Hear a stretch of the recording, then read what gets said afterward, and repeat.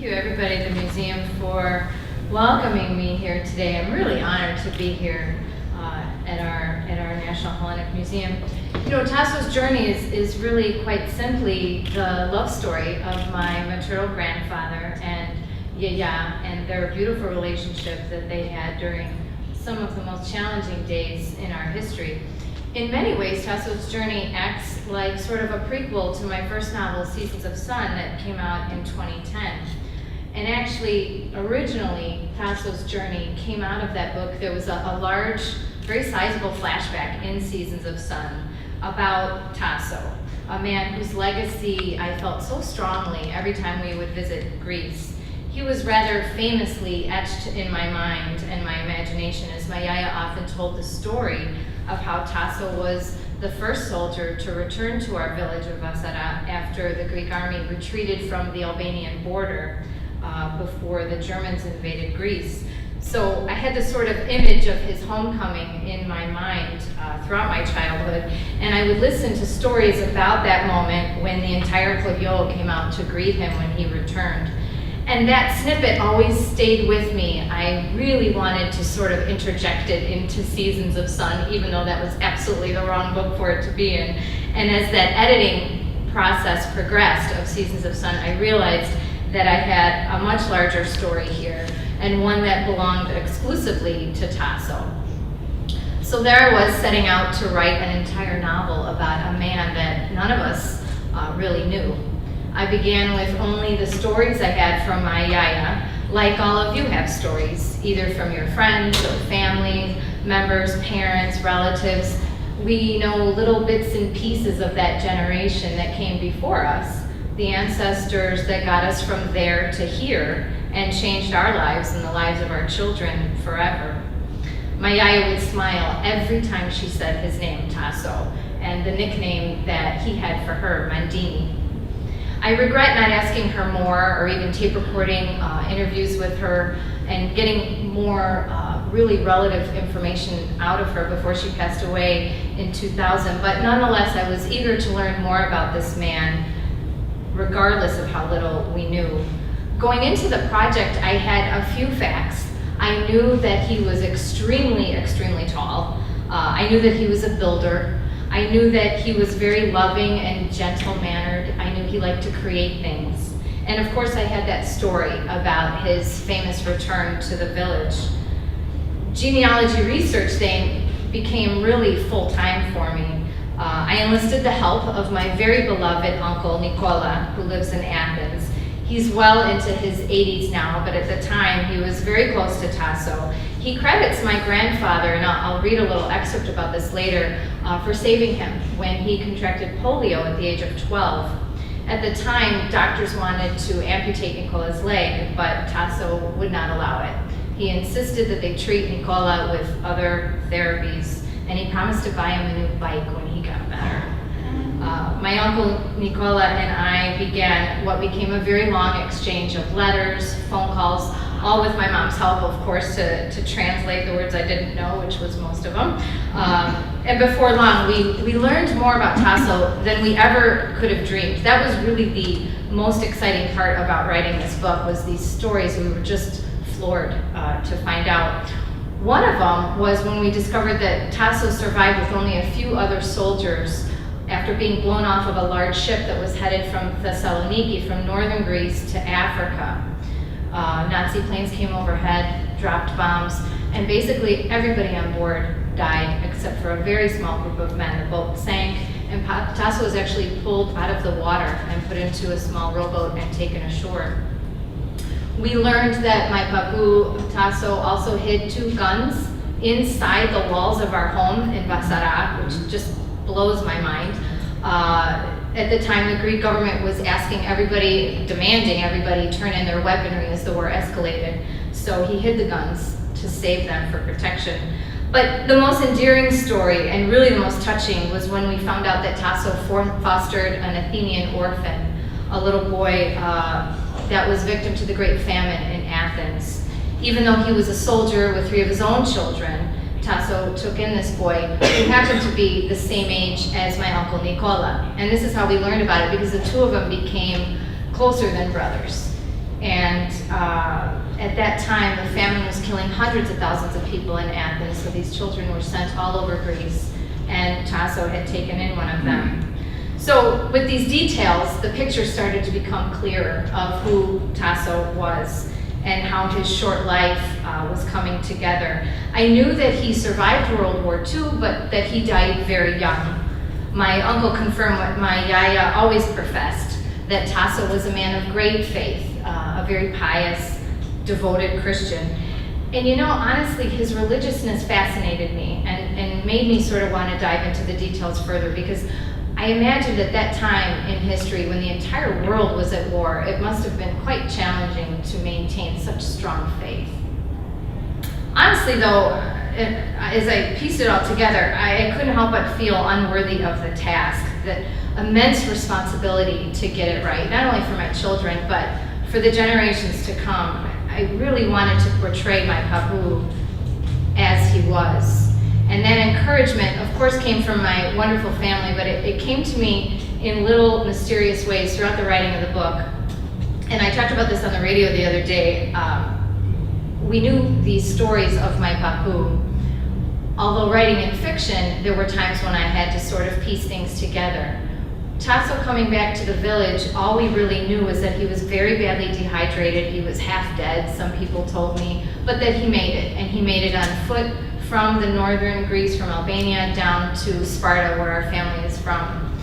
So I created two characters that would find Tasso, passed out by a river, near death. They would put him on top of their donkey, and they would take him back to their village of Elohori, which is somewhere in the middle, and he would recuperate there. And I created a group of characters to sort of support that story. And then they would give him their donkey, and he would take that donkey and ride into Vassara. We did know that he arrived in Vassara on a donkey. That was that homecoming image I mentioned earlier. So anyway, I wrote this first draft, and I was working on it about 2 weeks after, and I really thought, okay, this might work, I'm not sure, I don't know if I did the right thing here. It always felt strange when I was sort of stretching and going on that fiction route. And then we got a letter from Nicola, from my uncle, and he said, you know, I forgot to tell you, I want to piece together for you how your papu Tasso got from the border to Albania to Sparta. You see, there were these two old men, and they found him, and they took him back to their village, and he recuperated there. And I get chills saying it. I got chills at the time. I remember just going, oh my God, I can't believe this. So it was just the most surreal moment. Everything I had created is exactly what my uncle had written in this letter. So it was just one of those moments, you know, where you go, okay, I'm gonna keep writing. I'll keep doing this. The first passage I want to read from the book is from the very beginning. It's when Tasso makes it home to Vassara after his retreat. In many ways, this is the scene for which Tasso's journey was written, as it encapsulates all that I know and love about my papu. This was also the flashback that I sort of nixed out of Seasons of Sun and knew that it belonged in its own book. On the outskirts of town, he didn't hear the faint clanging of sheep bells at first, but as the flock moved closer, their chimes grew louder. Tasso turned quickly and looked at the long line of sheep. Hello, he called out, hello. There was no response. The sheep came closer, surrounding his donkey. He counted 10, 15, over 30 sheep moving slowly about, heading across his path. He waited patiently, hoping a caretaker was nearby. Hello, he called out, louder than before. Ahead, my flock, ahead, a man's voice replied a few minutes later. Can you hear me? Tasso got down from his donkey and pulled the animal's strap as he walked toward the shepherd that appeared. The villager looked as if he had seen a ghost. Tasso, is that you? The man asked, coming towards him with a limp. Instantly, Tasso recognized his friend. Petro, he exclaimed, making his way through the animals to embrace him. Petro had been injured at a young age, and his stricken leg still affected his ability to walk. Waddling over to Tasso, his friend looked shocked. Tasso, where have you come from? Is anyone with you, he asked. Just me, Tasso said. My God, we haven't heard from anyone in ages, no letters, nothing. We started to think all of you were dead. They stood together as Petro's flock swarmed around them. Are you well? Your family will be so happy to see you.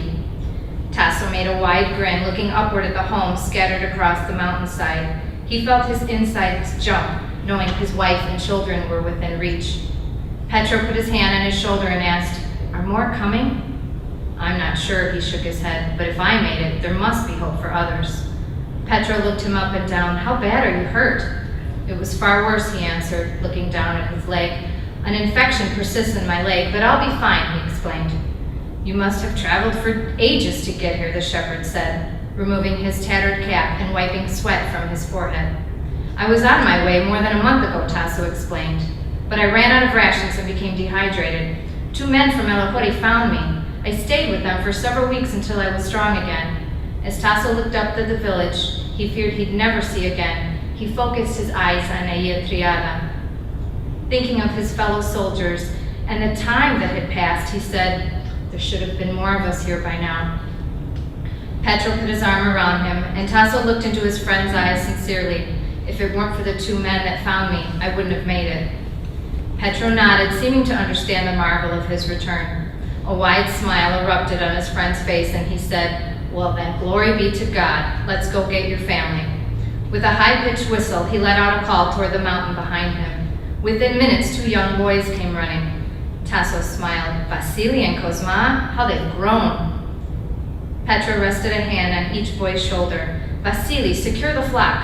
Kozma, run to the village square. Tell them Tasso Stamatopoulos is back. He is alive.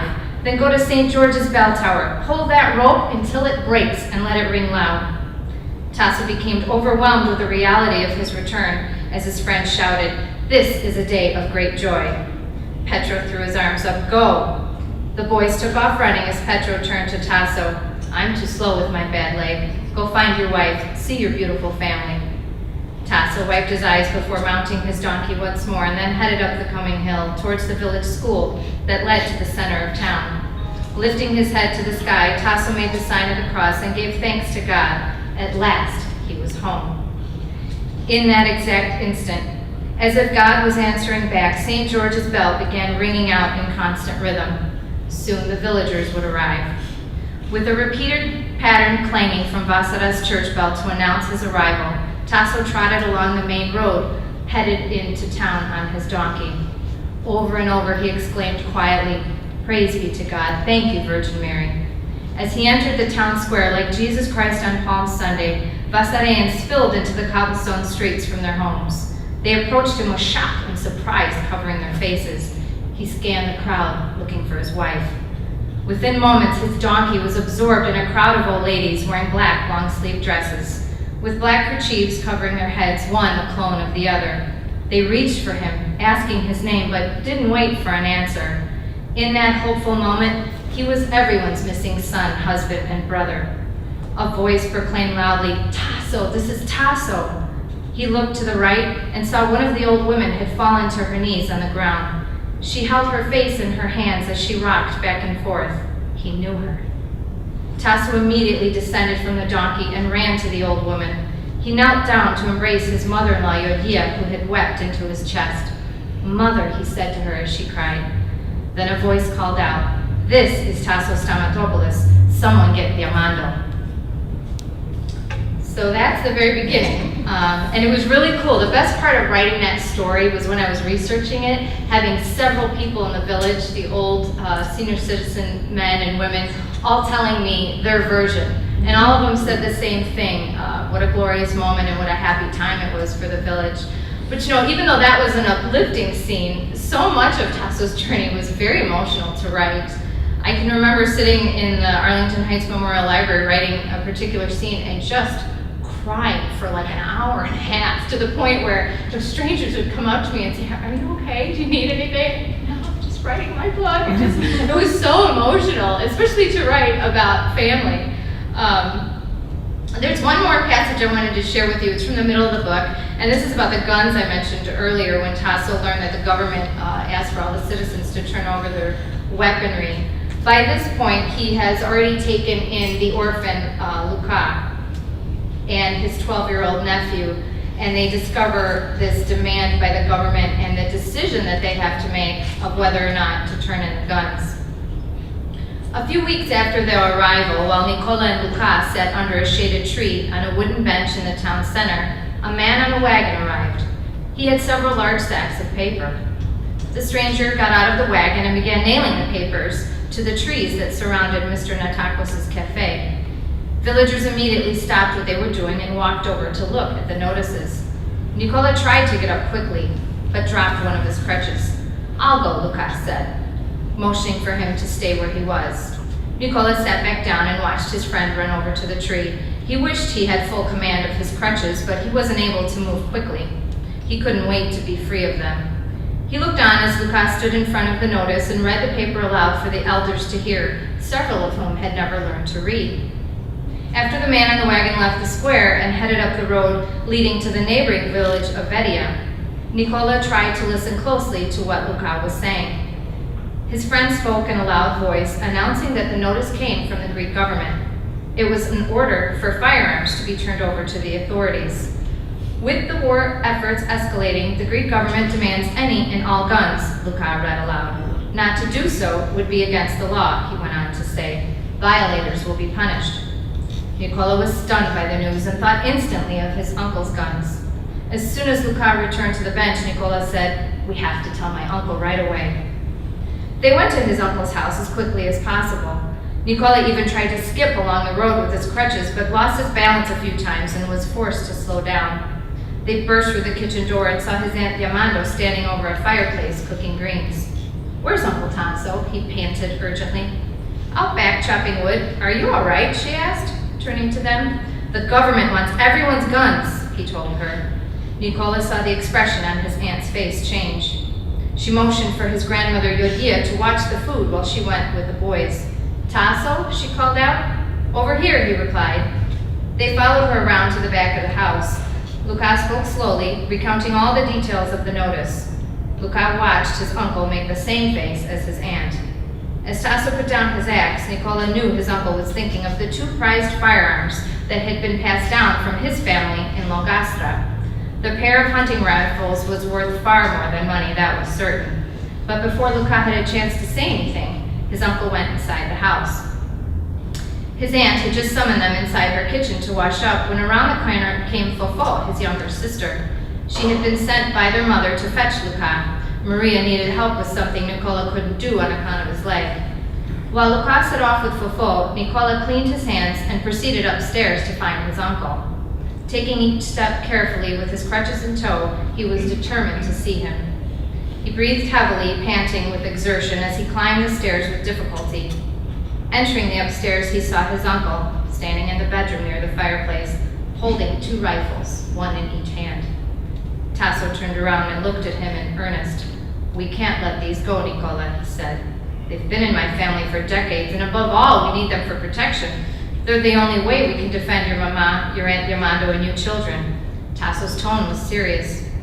Nicola stood speechless as he watched his uncle hold the guns. His heart beat fast. "You understand what I'm telling you?" he asked him. "Yes, uncle," he replied, not exactly sure. Wanting to appear mature, he straightened his posture on the crutches with a serious expression. Frozen where he stood, Nicola watched as Tasso walked around the upstairs of the house and entered each room. He knocked on almost all the walls, putting his ear to the plaster. It was then that Nicola realized his uncle was trying to find a place to hide the firearms. In the second bedroom, Tasso knocked repeatedly on what he called a soft wall and explained the plan to bury the guns within the walls of the home. "That way, when the war is over, I can retrieve them," his uncle said. "But if something happens to me, Nicola, you must remember to tell your Aunt Diamando where they are hidden. Understand?" "Yes, uncle," he said, fighting back the horrid thought that something might happen to his uncle. Tasso said that if anyone asked about the guns, he should say they were with Tasso's relatives in Longastra. Within an hour, and with only a small amount of Nicola's help, Tasso opened the wall and placed both rifles, wrapped in a tattered red and gray striped blanket, inside the hole with ammunition. "Now go downstairs and tell everyone I am resting," Tasso told him. "Yes, uncle." He left the room just as soon as Tasso started to close the wall. As he descended the staircase with care, he thought he comprehended the severity of the secret. Several hours later, Tasso headed downstairs. He was still shaking inside, questioning his decision to hide the guns. Was Was this the best place? He hoped he hadn't scared his nephew. He thanked his wife for the quiet time. She gave him a funny look, surely having heard the banging and thumping of the plaster, but she never questioned him. Late that night, he sat in the kitchen, having tea with Yamando, while Yodia was upstairs putting the children to bed. There was a fast knock at the door. Yamando immediately looked at him with concern. "Uncle Tasso?" Nicola said, softly opening the door. Surprised to see him, he asked, "Why aren't you asleep?" "I'm so sorry. Please, Uncle, please forgive me." The boy limped over, buried his head in his uncle's stomach, and threw his crutch to the floor. Weeping, he wrapped his arms around Tasso's waist. "What is it, Nicola? What's the matter?" I told someone," the boy sobbed. Tasso felt the blood drain from his face. Stunned, he grabbed Nicola by the arm, squatting down to look his nephew in the eye. "Who, Nicola? Who did you tell?" "I told Luca," Nicola sobbed. "We were playing behind the church. No one was around." And then Luca slowly appeared from the outside and stepped into the doorway where Tasso could see him. The boy had been hiding. Seeing the fear on Luca's face, Tasso let out a large exhale. "Come here, Luca. Do not be afraid," he instructed. Both boys were trembling, and Nicola did not lift his head. "Luca," he said, "I need to ask you a special favor." He paused to collect himself, trying to speak as kindly as possible to the foster boy, not wanting to undo the good that had been done since the boy's arrival. Although he was relieved that only the boys knew, he still had to worry about someone overhearing the information. "Anything," Luca said. "I'll do anything." Tasso forced a smile. "I know," he said, "and I know you're a good boy as you are part of our family." The boy's face seemed to relax. Tasso continued, "I want both of you to go to Nicola's house for a while. Stay there and say nothing to anyone about this." He looked at his wife. Yamando nodded. "I will walk the boys over," she offered. "Thank you, Mandini," he answered. "Luca, you are not to tell anyone about what Nicola shared with you." He placed his hand on Luca's shoulder. "I will never speak a word of it, I promise." The young boy started to compose himself. "I believe you. I know you understand how important my request is, and I thank you for your obedience. Now go, both of you, while I take care of this." The boys left, holding Yamando's hands. As the door closed behind them, Tasso rubbed his chin, pondering the next step. He had to get the guns out of the house immediately, so there was no other choice but to open the wall and remove them. The last thing he wanted to do was redo the job, but with determination and a few small glasses of wine, Tasso began again with all the strength and speed he could muster.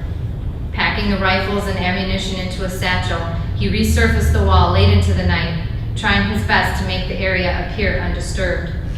Drinking one last sip, he put the empty glass upside down on the table beside him and headed out of the house with his satchel.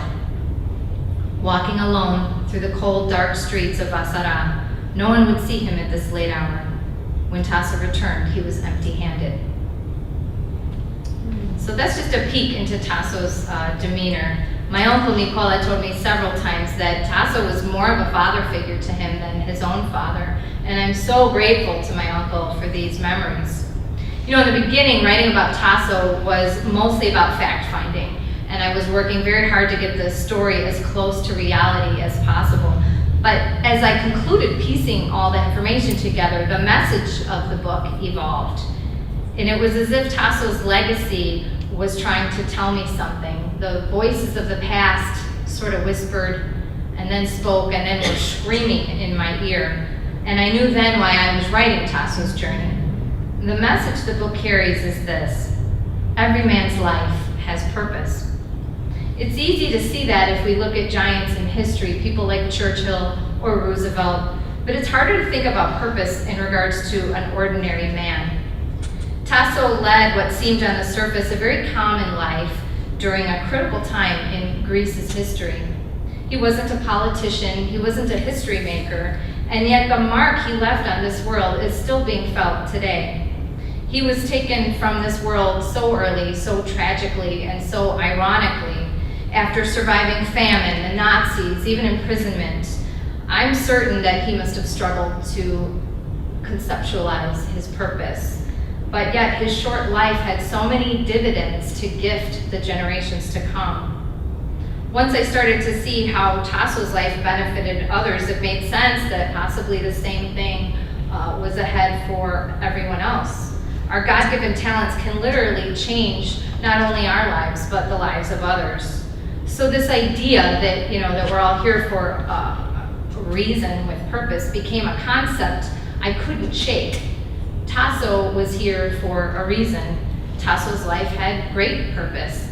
It sort of reminded me of George Bailey, Jimmy Stewart in It's a Wonderful Life, when by the end of the movie you see all the different people that benefited from knowing George Bailey, sort of the same concept. But what about our own lives? If Tasso's life had purpose, then so does mine and so does yours. Whose lives are we impacting in a way that might change everything, not only for them, but for the lives to come and future generations? I know it's an overwhelming thought, but I think if we stop and think about it, we definitely have opportunities to touch each other's lives and make our days here on earth purposeful for the glory of God. I can't encourage everyone enough to dive into their family history. Investigating Greek history is definitely not an easy task. I was speaking with some of you earlier and we were saying there's so much written about World War II for Poland or in France, even Italy. There's very, very difficult paths you have to follow to find that information when it comes to Greece. But these ancestors of ours, they're like textbooks that are waiting in a library to teach us something so personal, something about ourselves, about who we are, about what makes us tick. We find out why we are the way that we are. And so very much of our interests, our desires, our behaviors are indeed inherited. We can learn from their triumphs and definitely from their failures. I know most of you have been to the Acropolis in Greece. When I go, I like to just stand there in the silence and listen to that wind sort of blow through the columns. The history of that place is literally palpable. And likewise, I feel that we're beyond blessed to have a museum for our Hellenic heritage here in Chicago, where we can ignite that spark from the past and allow what we discover to help shape our future. It was definitely a journey to write my Papu's story, but I'm so glad I went for that adventure. I'm thankful for all of you for attending today, and may all of your journeys be blessed as well. Thank you.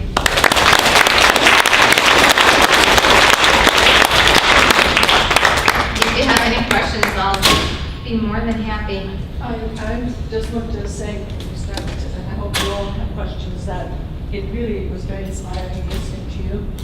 And I think your family is very fortunate to have someone who has taken the time and has had the sensitivity to write the story and research it and write it, and also put it in a broader perspective about what each one of us can do and why we're here.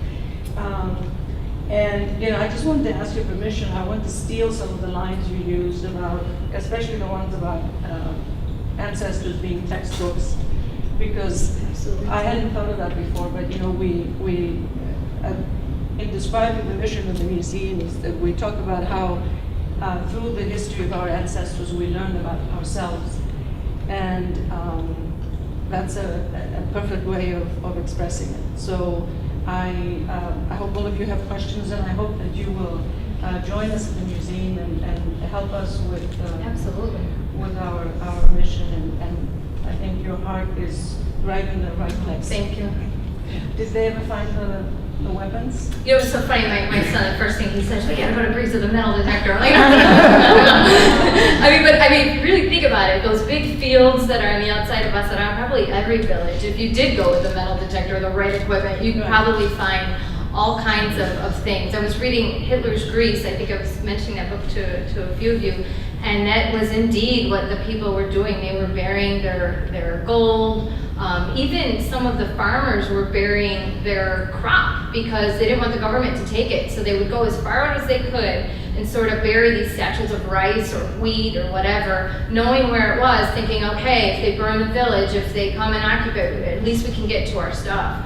So if I could just put this maybe in a historical perspective, that would help everyone understand just how difficult that decision was to hide the guns.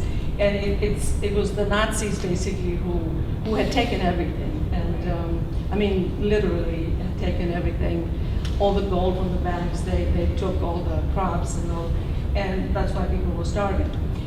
Gold, jewelry, dowry, and unfortunately there were also some felonies that helped along with that.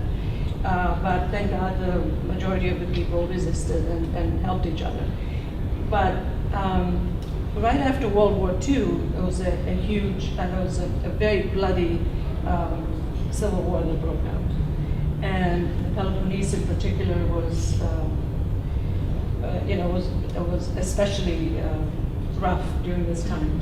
So when people were asked to give up their guns, it was the idea of getting, the government asked people to give up their guns. It was the idea that the communist guerrillas would have to give up their arms. So I had never thought of this before, and I want to thank you.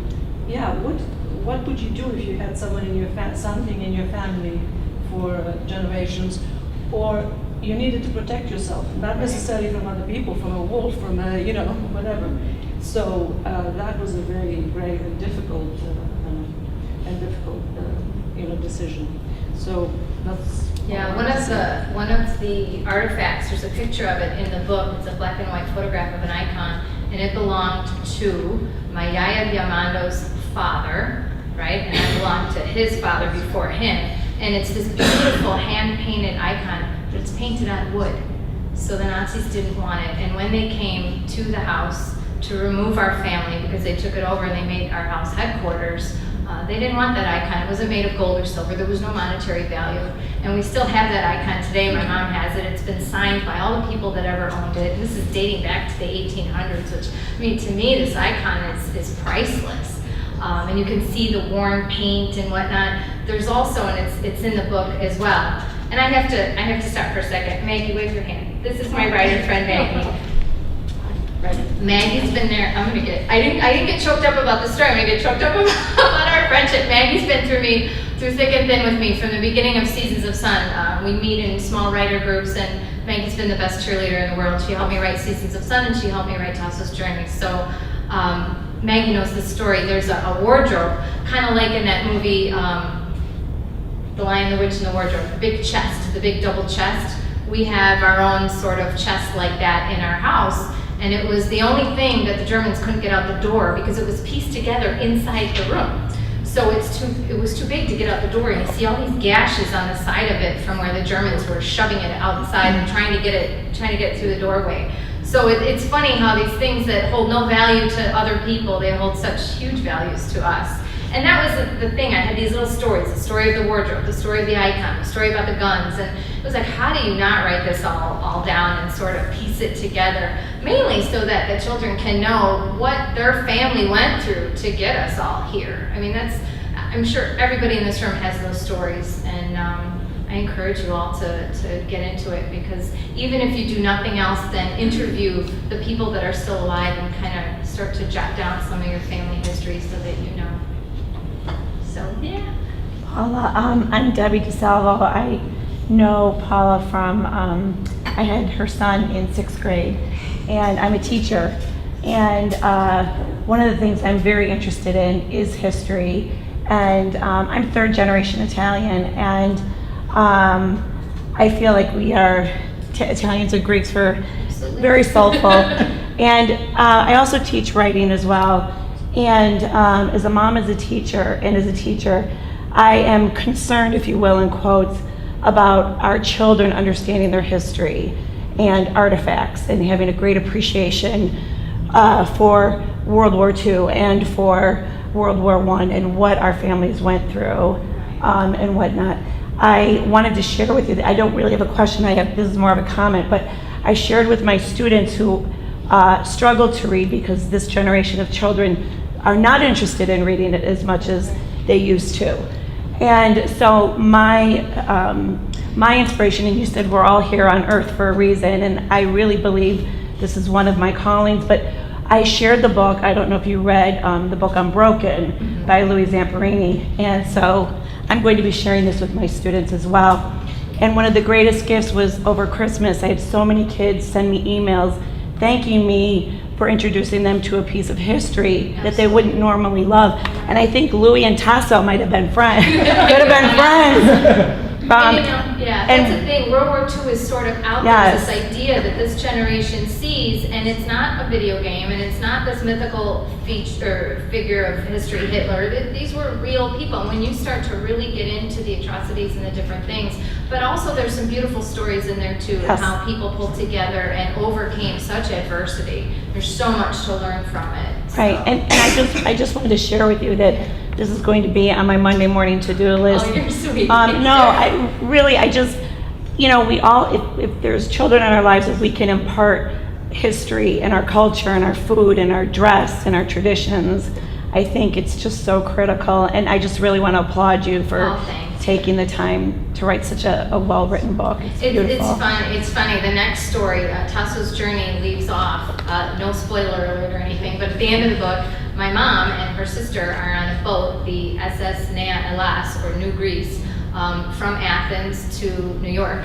They end up in Montana, and then my mom came to Chicago and met my dad, and the rest is history. But the story of that boat trip of a 14-year-old girl and a 10-year-old girl coming to America alone, that's the next story, because how do you not tell that? And I tease John Michael all the time because he's 14. He went out last night with his friends. I'm like, okay, do you have your phone? Right. He's in charge. Text me every half hour. You know, it's just like to put your kid on a boat to another country. It's like I won't let him go anywhere, and he's Right. bigger than everybody else. You know, so it's really interesting to see how the mental thought has changed in that generation. So I feel, and I'm looking at my mom's voyage, her story, going, how am I going to do this? And I have my mom with me, and she can give me all that information, but it just seems like this giant mountain I'm about to climb.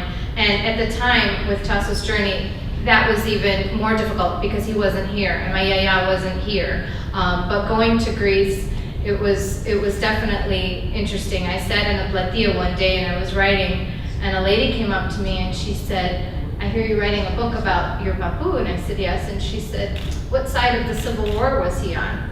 And I just looked at her like this dumb American. I went, huh? And she's like, well, what side? Was he on Adarthi? I knew he was not on Adarthi, but I went back to the house. I'm like, Mom, there was this lady, and she was asking me. And you kind of realize that the Civil War, and I cover it gently, it's more of a background sort of a setting, but it really does resonate so very strongly still today.